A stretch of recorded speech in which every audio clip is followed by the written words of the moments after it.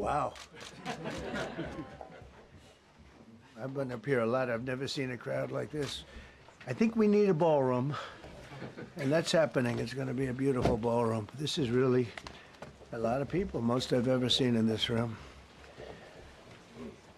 And we're here for a very serious purpose, very serious purpose. Something's out of control, but we're going to put it in control very quickly like we did on the southern border.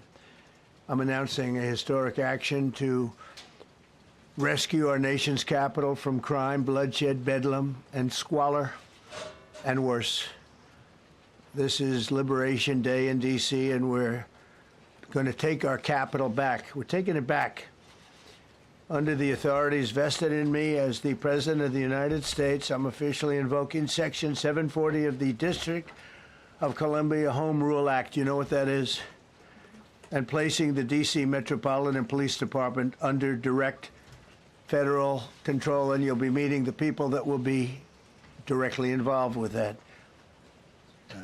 Very good people, but they're tough, and they know what's happening, and they've done it before. In addition, I'm deploying the National Guard to help reestablish law, order, and public safety in Washington, D.C., and they're going to be allowed to do their job properly. And you people are victims of it, too. You know, you're reporters, and I understand a lot of you tend to be on the liberal side, but you don't want to get mugged and raped and shot and killed. And you all know people and friends of yours that happened. And so you can be anything you want, but you want to have safety in the streets. You want to be able to leave your apartment or your house where you live and feel safe and go into a store to buy a newspaper or buy something. And you don't have that now. The murder rate in Washington today is higher than that of Bogota, Colombia, Mexico City, some of the places that you hear about as being the worst places on earth, much higher. This is much higher. The number of car thefts has doubled over the past 5 years, and the number of carjackings has more than tripled. Murders in 2023 reached the highest rate probably ever. They say 25 years, but they don't know what that means because it just goes back 25 years. Can't be worse. Our capital city has been overtaken by violent gangs and bloodthirsty criminals, roving mobs of wild youth, drugged out maniacs and homeless people. And we're not going to let it happen anymore. We're not going to take it.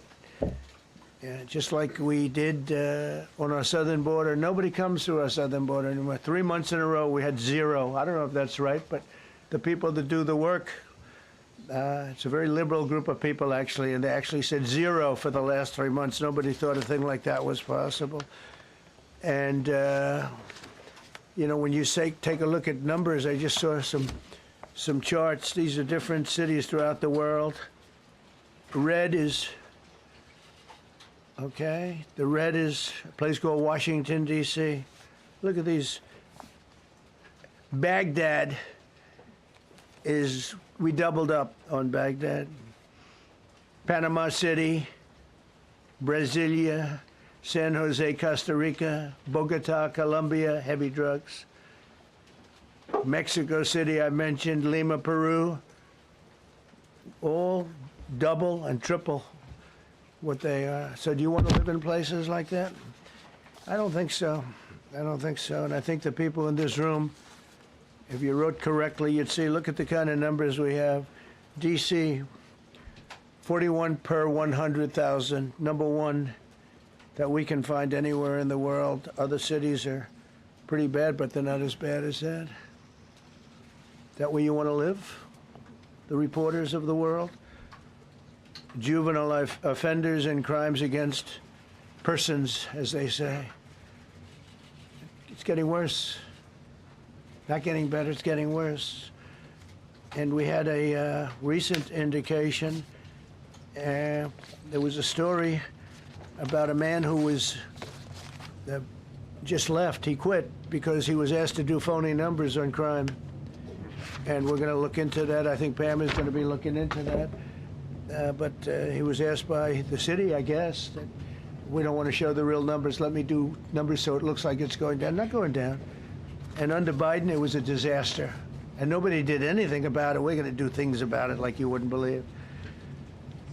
Every American has a constitutional right to be able to access and petition their government in safety, and countless federal officials and employees likewise have the right to carry out their jobs in peace without being shot. As you know, I lost a very good person a while ago, was shot waiting for his wife. He was in the car. They robbed his car. They shot him. They killed him like it was nothing to it. She was walking to the car. It's a horror show. This issue directly impacts the functioning of the federal government and is a threat to America. Really, it's a threat to our country.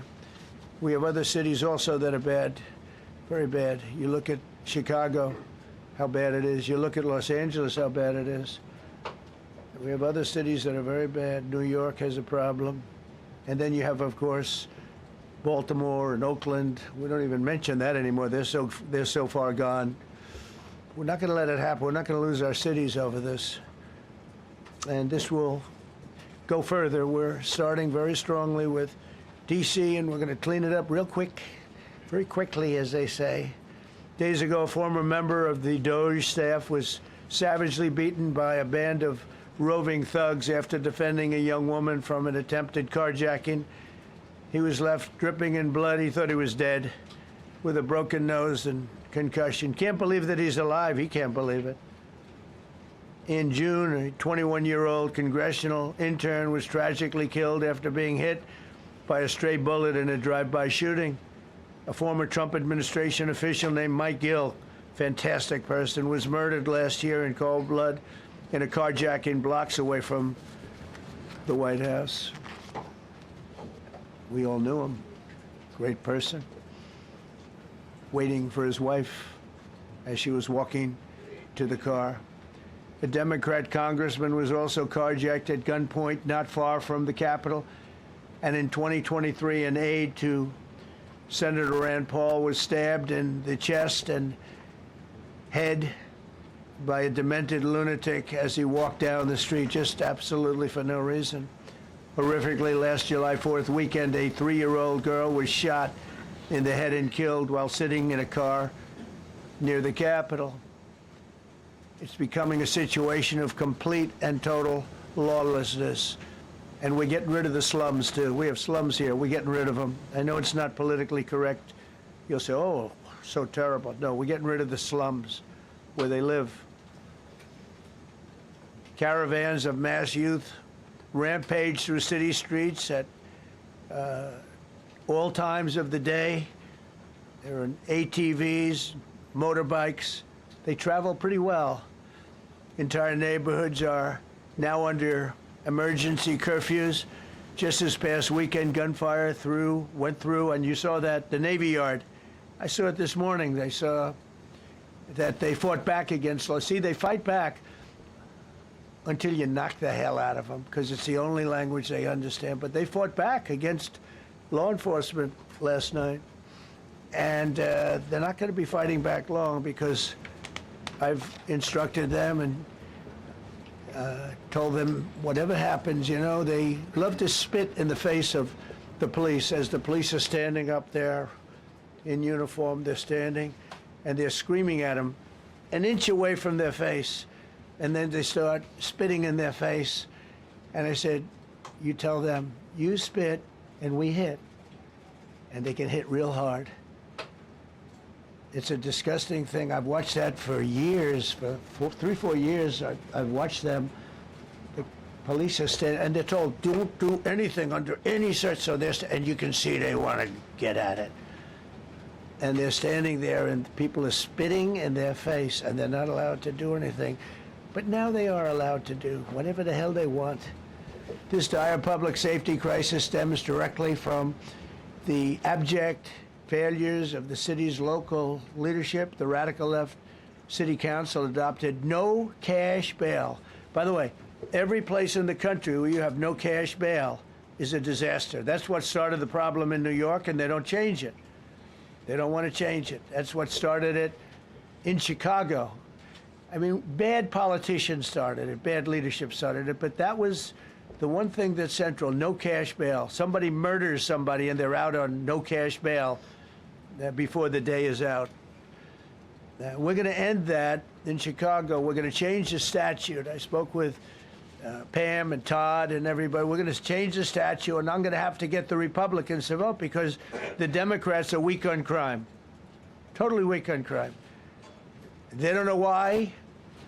They want to stop because they get mugged too. But we're going to change no cash bail. We're going to change the statute and get rid of some of the other things. And we'll count on the Republicans in Congress and Senate to vote. We have the majority, so we'll vote. We don't have a big majority, but we've gotten everything, including the great, big, beautiful bill. Got that done, and that's one of the greatest things that's ever happened to people in this country. They're starting to figure it out, how good it is. Biggest tax cut in history. So many things. But we'll be able to get that done. So, Todd, if you and Pam can draw up things working with the people, we will. I'll get it passed. We'll get it passed with the Republicans. Probably won't get, think of this, probably won't get one Democrat vote because they have no idea what they're doing. That's why they want men playing in women's sports. That's why they want transgender for everybody transgender. And they just got walloped in an election, in a landslide, and they haven't changed one thing. I saw the other day the certain gentleman who was a very well-known politician, Democrat, was fighting like hell that men should be allowed to play in women's sport. They just don't get it. They said it's an 80-20 issue, and I think it's a 97-3 issue. And I don't know who the three are. I've never heard anybody come. Nobody's ever come up to me, sir, you have to let men play in women's sports. You have to do it, sir. Nobody's ever approached me. I don't know where this issue even comes from. Never seen anything like it. But they turned our nation's capital into a sanctuary jurisdiction. That's the other thing. We have to get rid of sanctuary cities as quickly as possible. We're going to do it, too. We have to. Because it's sanctuary for criminals. Releasing illegal alien gang members onto the streets in 2022, nearly 70% of criminals arrested in Washington went unprosecuted. That's not going to happen with the group we have standing aside and standing behind me. And at the Metropolitan Police Department, it's now reached a small number relatively compared to what it was, but it's thousands of people. You know, we have thousands of police. I was told today, sir, they want more police. I heard a number, 3,500 police. That's a lot of police. 3,500. I thought they were going to say, we only have 30 policemen or women. He said, we have 3,500. We need more. You don't need more. That's so many. I never heard. That's like an army. How could you need more than 3,000? It just happened 2 minutes ago. Sir, they've requested more police. Oh, what do they have? About 3,500. I said, 3,500? This is not a big area. It's ridiculous. What you need is rules and regulations, and you need the right people to implement them. And we have the right people here, that I can tell you. Look at the border. Biden said there's nothing you can do. Kamala was the border czar. She never called one of the Border Patrol agents who are great. ICE is great. Never spoke to anybody. Never went there. But she was the border czar. And everybody said it was impossible to fix. I fixed it in 3 months. No, really. I fixed it the first week, but really fixed it over the last couple of months. And I mean, literally to a point where, as I said, 0 illegals entering our country in the last 90 days. Pretty amazing. It's time for dramatic action. We're going to do the same thing over here. It's going to be a very safe city very soon. We're not looking to just take years, because a lot of people die in years.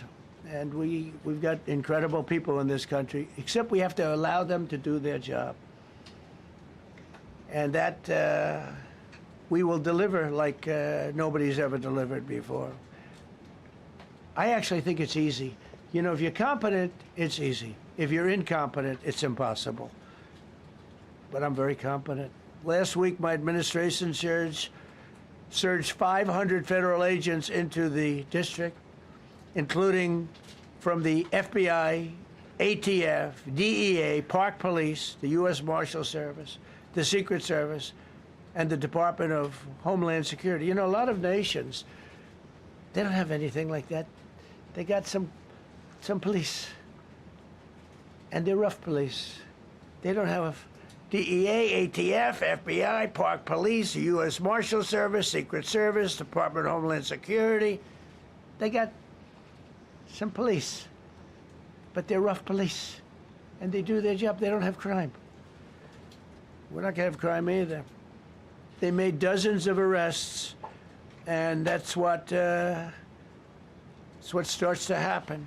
Again, cashless bail. Watch what we do with that. Today, we're formally declaring a public safety emergency. This is an emergency. This is a tragic emergency. And it's embarrassing for me to be up here. You know, I'm going to see Putin. I'm going to Russia on Friday.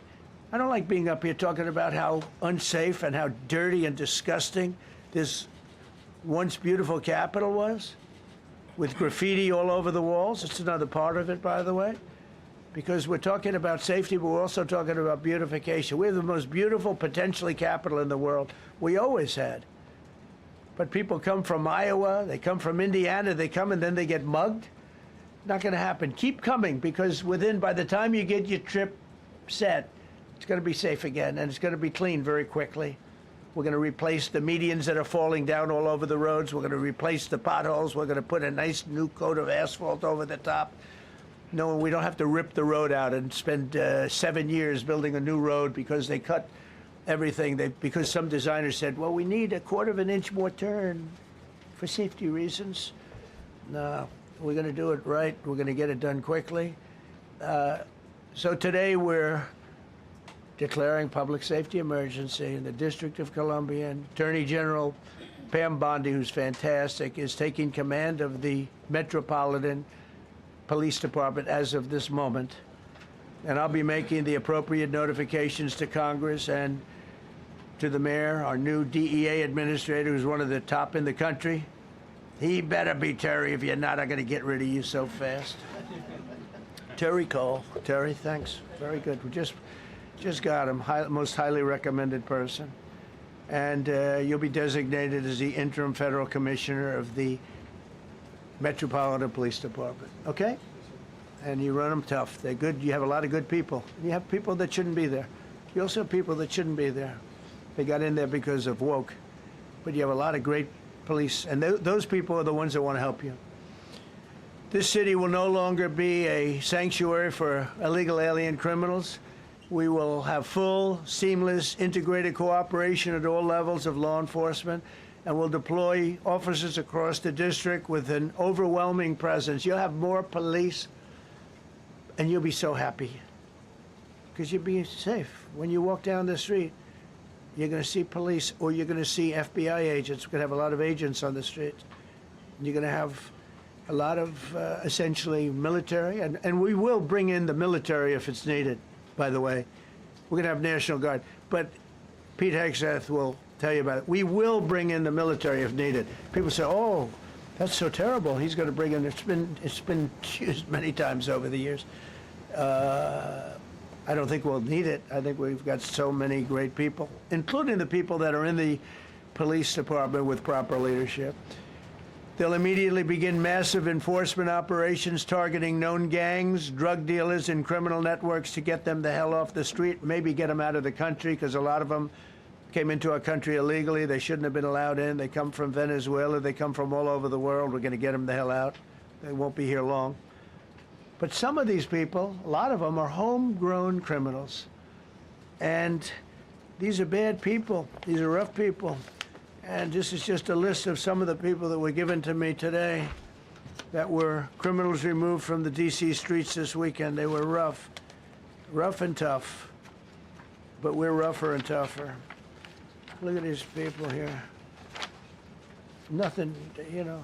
They're not going to be your local school teacher. Look at this guy. He has killed people numerous times. They're not going to be an asset. They will never be an asset to society. I don't care. I know we all want to say, oh, they're going to be rehabbed. It's not going to be rehabbed.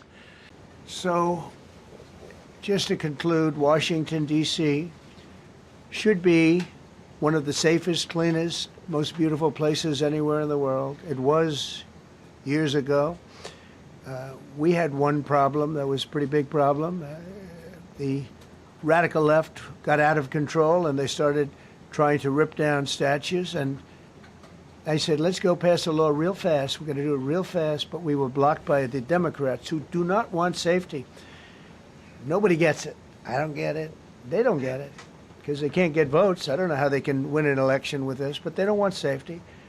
And I found an old statute, very old, early 1900s, that said if you so much as touch or even think about destroying a statue or a monument in Washington, D.C., you go to jail for 10 years with no probation, no anything. In other words, slightly different than we have today. Today we have cashless bail.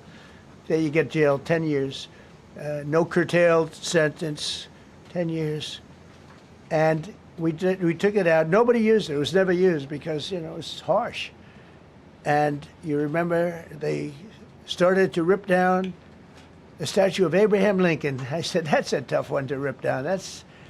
He was pretty good, Pam. I think he was pretty good. When the ropes started going around Abraham Lincoln to pull him down, Andrew Jackson, others, and they were heading to the Jefferson Memorial, Thomas Jefferson. They're going to do a big number there. I said, it's time. And I signed that statute immediately. We had it updated. We made it use the same language, all passed by Congress.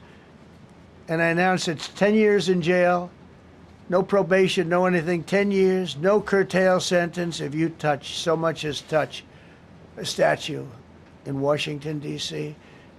And it was an amazing sight, beautiful sight.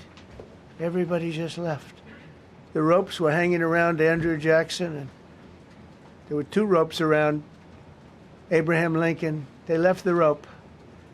But everybody just left. And that was the last problem we ever had. You know, that was the last problem that we ever had with the statues. They were going wild.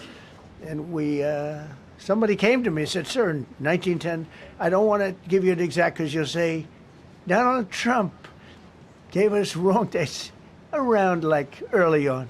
You know, if I'm slightly off, they make you sound a little bad. So I won't put myself in that position. I won't put you in that position.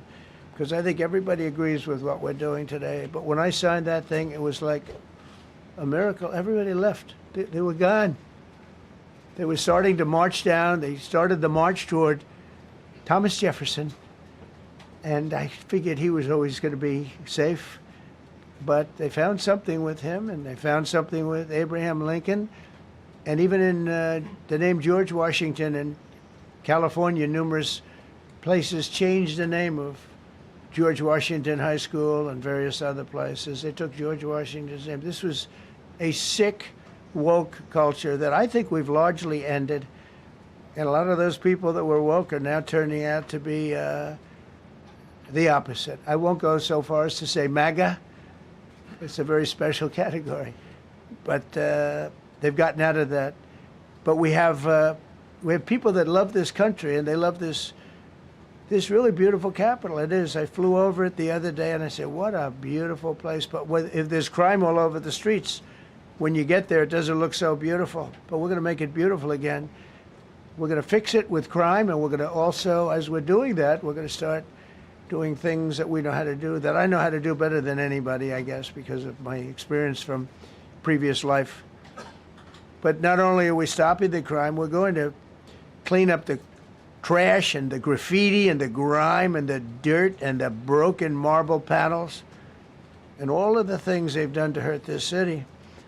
And we're going to restore the city back to the gleaming capital that everybody wants it to be. It's going to be something very special. All of these people are really tough. Could I shake your hand, Gaddy, please? You're going to be so important here. You're going to be that guy. I hope I don't have to fire him in 2 weeks because he's too soft. I don't think he's too soft. If I do, I will, though. Is it okay? If you're soft, weak, and pathetic, like so many people, I will fire you so fast. You're not going to have to worry about that. No, I think you're going to do a fantastic job. And everybody in this room, they may not express it, but they all want that to happen. You know, they want to be safe, and they have families too. So it's an honor to have such a large group. I've done this for years now, hard to believe. I've never seen this room so packed. In fact, I'm sure it's a violation of every fire code. but we'll let you stay anyway. You're taking a chance. And with that, we'll say, maybe if you could, oh, wow. We could be here all day long. If we could keep the first questions, perhaps, to this subject, and then we'll go on to a few others. Please. Mr. President, thank you so much. Can you talk about how personal of an issue this is? We talked about flying over the Washington Monument and seeing the pride of what D.C. is, and do you believe that the status of the city, the cleanliness, the way that crime is low, is a direct reflection on how the country is run? Yeah, I do. I think the Capitol, look, everyone comes here. They're all coming. All the leaders, they're all wanting to come. And I say it, I've said it again, but I'm really just quoting other leaders from NATO, from the Middle East, King of Saudi Arabia, Qatar, UAE. I was over there. We brought back $5.1 trillion of investment into our country. But a month and a half ago, I was at NATO. We had a great thing. They agreed to put up 5% instead of 2%. 2% they didn't pay, 5% is already paid. We had a great meeting, and they all said the same thing. They said our country was dead. They thought our country was gone. 1 year ago, they said your country was dead. And now you have the hottest country anywhere in the world. We do. We have the hottest country in the world right now. The tariffs have helped. It's given us not only the money, it's billions, trillions of dollars of money, but it gives us great power over enemies. We solved 5 wars with Pakistan and India. We just solved one. Azerbaijan and, as you know, and Armenia. A war was raging for 37 years. And the 2 leaders got up and they said, we never thought this would be solved. Russia tried to solve it. They all tried to solve it. It was a very tough situation, but we got it done. And I said to the 2 men, I said, are you guys friends? And they had a hard time. They've been killing each other for 37 years, right? One was there 5 years, one was there for 22 years. He said, my whole life I've been fighting this war. And you got it solved. But we did many of those. We did in the Congo and Rwanda. That's been going on for 30 years. 8 to 9 million people killed that they know of, but it was raging, and we got that solved. We got a lot of them done. It's a great honor. But you want to have, when they come, the leaders come to our country to sign documents that the war is over or whatever, or for other reasons. They come for trade. And you want them to come through so beautifully. You ride down those roads, everything should be perfect. You shouldn't have medians falling down into the roadway. Median, the metal things that are always. Somebody had a great lobbyist, because I've never seen them look good. I've been looking at those things with the little, right? They're always broken and bad, but here they're really bad. And we're going to either put new or fix it. And it's not expensive. It's not really expensive. And we're going to fix our roads a little bit. We're going to clean up our sidewalks. You have countries where every Saturday, the people go out and they wash their sidewalks in front of their stores or their houses. They scrub their sidewalks. So we aren't quite at that level yet, I don't think. Gaddy, we're not quite there yet, but maybe we will. They go out and they scrub. I think it's so beautiful to hear that and to see those stories. But we're going to make it clean. But just to finish with your question, it's a very, very strong reflection of our country. And when they see a bad city, my father always used to tell me, I had a wonderful father, very smart, and he used to say, son, when you walk into a restaurant and you see a dirty front door, don't go in, because if the front door is dirty, the kitchen's dirty also. Same thing with the Capitol. If our Capitol's dirty, our whole country is dirty, and they don't respect us. So it's a very good question, actually. Mr. President, sorry. Question for you on the specific issue. Do you expect more cities to follow DC's path if this goes through? So the idea is that Chicago, LA, San Francisco, would they expect similar action what we've seen in DC? And the other question, sir, there's reporting that the administration is going to reclassify marijuana. Would that send mixed messages that if marijuana is okay, some drugs are okay, but we're trying to clean up crime? How do they go hand in hand? We're only looking at that. That's early, but somebody reported it, which is fine. We're looking at it. Some people like it, some people hate it. Some people hate the whole concept of marijuana because if it does bad for the children, it does bad for people that are older than children. But we're looking at reclassification, and we'll make a determination over the next, I would say, over the next few weeks. And that determination hopefully will be the right one. It's a very complicated subject, the subject of marijuana. I've heard great things having to do with medical, and I've had bad things having to do with just about everything else. But medical and, for pain and various things, I've heard some pretty good things. But for other things, I've heard some pretty bad things. The other part of your question, I mean, we're just going to see what happens with it all. We're going to have a tremendous success in what we're doing. Other cities are hopefully watching this. They're all watching, just like everyone's watching here. They're all watching, and maybe they'll clean up, and maybe they'll do this and get rid of the cashless bail thing and all of the things that caused the problem. I mean, if you go back, this whole thing with cashless bail is a disaster. So many problems came that we never had before. So they're watching us today, and if they don't learn their lesson, if they haven't studied us properly, because we're going to be very successful. I have zero doubt about that. It's going to be. It's a question of will it be really fast, like the border. Everyone said, they used to say, Biden used to say, I need legislation. I didn't get any legislation. I called up our people, and we did a great job. Tom Homan was great.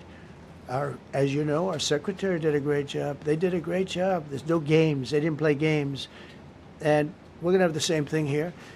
But then I'm going to look at New York in a little while. Let's do this. Let's do this together. Let's see. It's going to go pretty quickly. And if we need to, we're going to do the same thing in Chicago, which is a disaster. We have a mayor there who's totally incompetent. He's an incompetent man.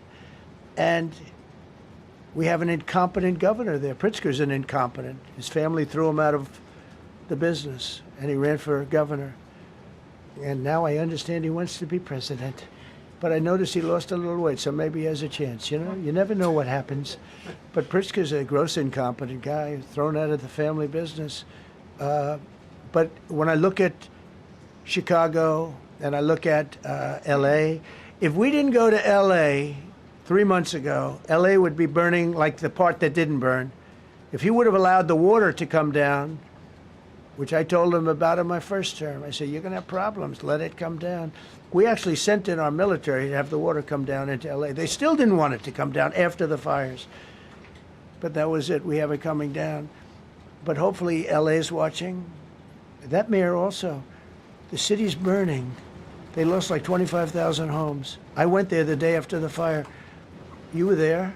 And I saw people standing in front of a burned down home. Their homes were incinerated. They weren't like, even the steel was literally, it was all warped and literally disintegrated because of the winds and the flame and the whole thing. It was like a blowtorch. They were standing on this beautiful day, maybe a couple of days after. We gave it a little time because what they had suffered. Almost 25,000 homes. And you see what's happening now. They didn't give their permits. I went to a town hall meeting. I said, we're going to get you the federal permits, which are much harder. Almost immediately, Lee Zeldin is a star. He did an incredible job. They have all their federal permits. They don't have their city permits. And the mayor said to me, we think we could have them in 2 years. I was walking down the street, and I met with firemen and police. And I was saying hello to many people that were standing in front of their homes with yellow tape. You can't go in. You can't go onto the lot. And those people wanted to start rebuilding their homes then and there. And the mayor said, we should be able to get them the permits within 2 years. I said, that's a shame. 2 years? Are you kidding? I'm going to get them the federal permit like almost immediately. 2 years. And she drew it back. Well, maybe 1 year. The place was booing her out of the place. They don't have their permits to build their homes. And now they're talking about putting, this is among the most beautiful areas in the country. Now they're talking about putting low-income housing there. Can you believe this? I love low-income housing. I made money with low-income housing. I built low-income housing. I know more about low-income housing and luxury housing. I know about everything real estate. They want to replace some of those homes with low-income housing. They haven't gotten their permits yet. We've gotten all the federal permits, which are much tougher to get, and it was done almost immediately through Lee Zeldin and Federal Environmental. And I watched the other day, those people are angry. And now, they had tremendous They loved that area. They loved the whole big area, different places, but they loved it. It was all luxury stuff and beautiful stuff, and some wasn't that luxury, but the level of love for that neighborhood, their neighborhoods, was incredible. And you know what? I watch people on television, they want to go, they want to leave. They've lost their spirit, they've lost their heart, because the mayor's incompetent, and Gavin Newsom is incompetent. Got a good line of but that's about it. He's incompetent. And you have Los Angeles is, you know, it's amazing. You know, I called, the first thing I did, I got the Olympics to go there. I was the one that got it. And by a rare thing that happened, I'll be the president. I was very upset because I got the Olympics there, and I said I won't be president when it comes. But bad things happened, and illegal things happened, really illegal things happened. Now it turns out one good thing was I'm going to be the president for the Olympics for 2050, for 250, which is going to be fantastic, and also for the World Cup. So we have a lot of good things, and I hope 250 is going to be the 250th anniversary is going to be the best. But when I looked at those people, and I saw last night on television that they still don't have their permits, it's a disgrace what's happened in Los Angeles.